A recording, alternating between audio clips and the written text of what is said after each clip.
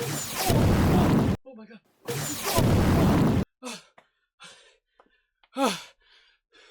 I think we're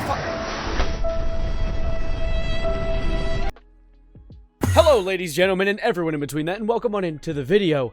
The world is ending, and everything is going to explode. Please clap. So, I don't know if you guys are fully aware of this, and this is information that's freshly in my noggin as well. My thinkers just picked this one up. Russia has a nuclear submarine off the coast of Florida right now, which in my opinion, I'm just going to give a quick little take just before we get deeper into this, is probably the dumbest place to set your nuclear submarine, because you're outside of Florida. I don't even need to explain myself. They're going to find a way to climb in it.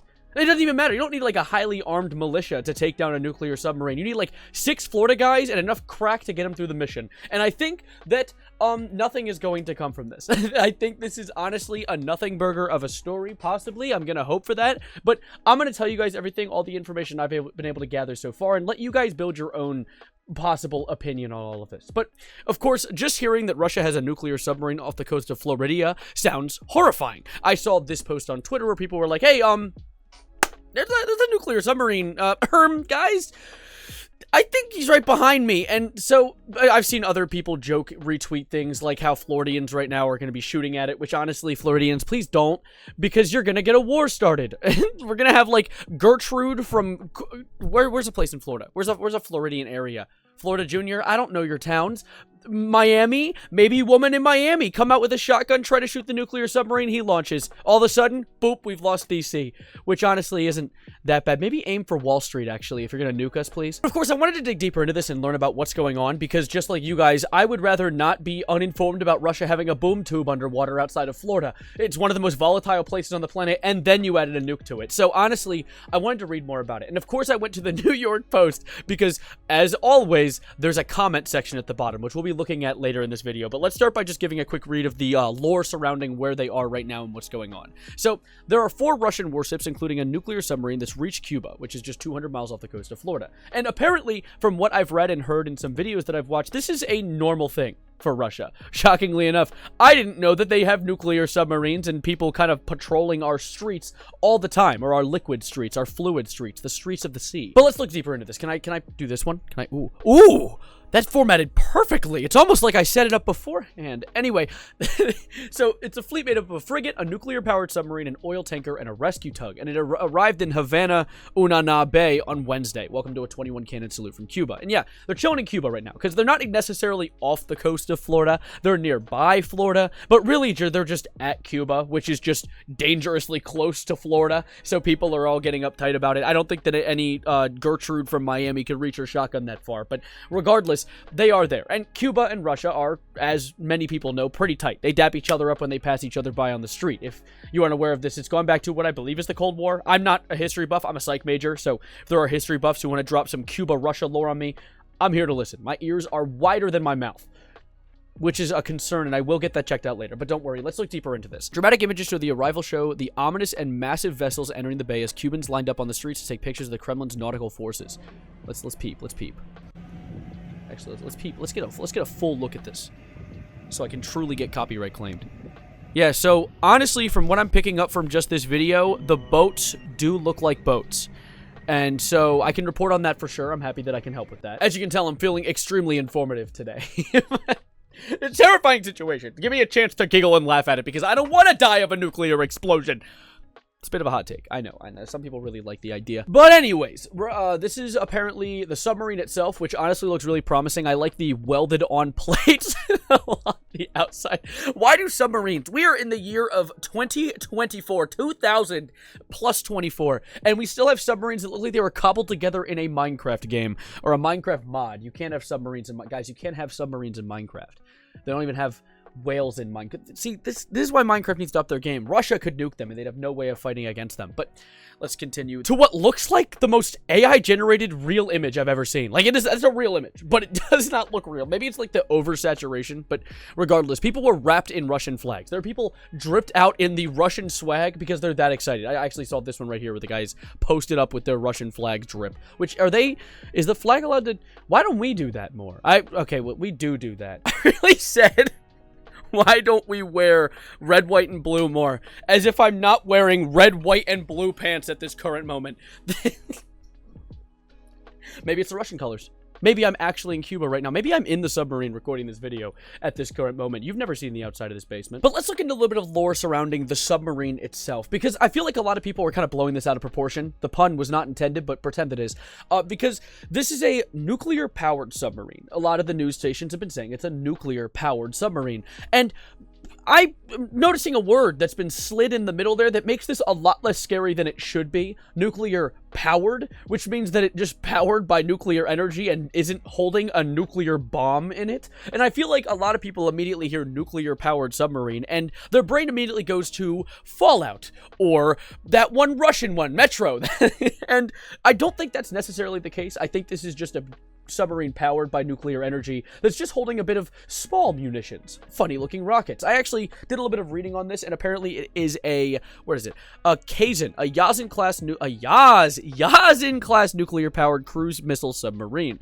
It's a typically equipped with Zircon hypersonic missiles, according to Russian government news agency TASS. Don't know what that means, but I trust it. Let's look up what a Zircon hypersonic missile is, because I don't know what that means. It sounds like a cleaning product. Okay, so I'm getting something on a 3M22 Zircon. Military experts in chat right now, is this correct? Is that accurate? Because, you know, honestly, I might not know a lot about missiles despite having one, but that doesn't sound that bad. It doesn't sound that bad. A missile, as if I can take it on. If a missile got shot at me, I would just tell it no. It's a scramjet-powered, nuclear-capable hypersonic cruise missile. Okay, wait, that just got a lot more terrifying. Okay, so it can be nuclear. Oh, yeah, no, we're gonna die. Never mind. We're calling it off. Literally a paragraph later, it says, U.S. and Cuban officials have also said that while the submarine is nuclear-powered, it's not carrying nuclear weapons. Another W for the nothing babies. Another W for saying that nothing's gonna happen. Hopefully.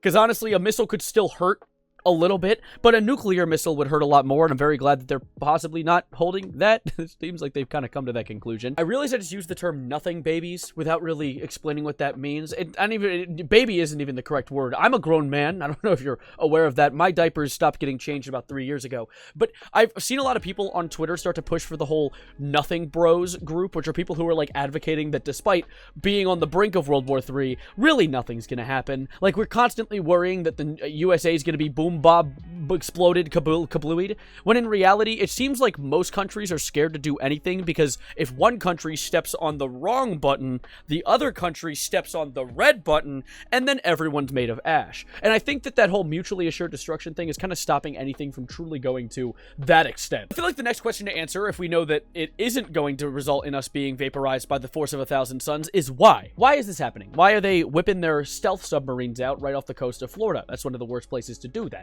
Well, people theorize most of it is probably just Russia trying to use a show of force because we're currently supporting their greatest enemy. Like, like they are Darth Vader, and we're currently like giving Luke a hand job, a shoulder job, a job with our shoulder massage. That's the word. Holy shit! I know. I said hand job. It wasn't my. I know. I was talking about the shoulder. I know. I'm not an idiot. Okay. I forgot. Do you want it? You want a hand job? No. Bye. Get out of here. Anyway, with one of the last comments in the article that I had read, at least, saying that it also reminds Russia's friends in the region, with her being like Cuba, as we mentioned, but also Venezuela, which I didn't even know was a friend of Russia, but I already know history bros were writing in the comments like, you moron! Everyone knows that! I didn't. Okay? So chill out, okay? But I feel like this really isn't something to be worried about necessarily. I think this is just a scale, like a sign, putting a sign up in the air like, hey, America! We have bomb, and America's like, yeah, no, we know, we do too, actually. We've been talking about that for, I think, decades now. Like, they've literally been chilling in the docks at Cuba for, like, years. I think since 2008, Russia and Cuba have been sending boats back and forth all over the place. So this isn't really, like, a new thing that we should be peeing, shitting, and maybe even causing some third, more devious thing in our pants about. I think this is mostly just a thing that's going on, like an upward show of force because Russia's just a little pissy that we're supporting someone they don't like. I don't think it's that bad. I might be missing information. There could be lore that I don't have. You guys could let me know in the comments down below. I just used the New York Post article as a visualizer to show you guys some of the content that I had seen. But of course, the other reason is because the comments. There's comments on this article, and they're so fun because they're all just people who eat lead paint chips like it's goddamn Utz, and you can see it in the way that they talk. Big deal. Russians aren't a threat to us. Oh, they make noises like China, but history has shown that when it comes to military might, Russia's full of it. By big deal. Did he make this account just to comment that? Yeah, no, I mean, yeah, they might have lost a few wars in history, but you know what they have now that they didn't have in history? A bomb that can wipe entire cities off the map. So, I mean, like, they might have not as powerful of a navy compared to America, but they have an off button for the entirety of civilization. So I think it's something to be a little worried about. But let's continue. Why did I do that? There's a simple solution to this. Choose to live in peace, not war. Quit creating enemies so as to justify the military-industrial complex, which, by the way, makes a lot of money for the wealthy elite. God damn, Archer Crosley.